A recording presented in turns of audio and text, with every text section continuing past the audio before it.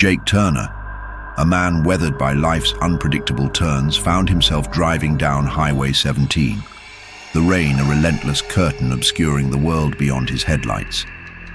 The old road, notorious for its winding curves and sudden dips, was usually deserted at this hour. Then he saw her. A young woman, translucent almost, stood by the side, her figure barely visible in the downpour. He hesitated, the image of her pale face and wide, pleading eyes lingering in his mind. Something compelled him to stop. "Need a ride?" he asked, his voice barely a whisper above the drumming rain. She slid into the passenger seat, her presence strangely ethereal. "Thank you," she breathed, her voice like the rustling of autumn leaves. Willow Creek. The drive was silent, broken, only by the rhythmic swish of the wipers. He tried conversation, but her responses were fleeting, her gaze distant, as if she were a ghost observing from another plane. Willow Creek was a cluster of aging houses clinging to the edge of a dark forest. She pointed to a house, its windows like vacant eyes staring into the night. "This is my home," she whispered. He turned to say goodbye, but the passenger seat was empty.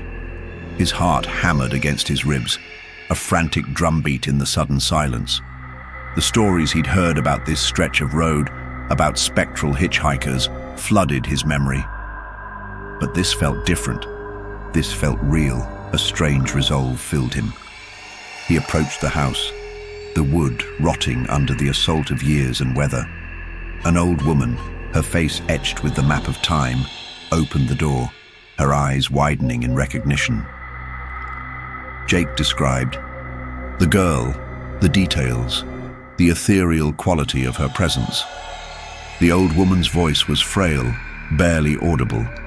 "My daughter, she died in an accident on this road 10 years ago," she whispered, a single tear tracing a path through the wrinkles on her cheek. Jake felt a chill deeper than the night's dampness.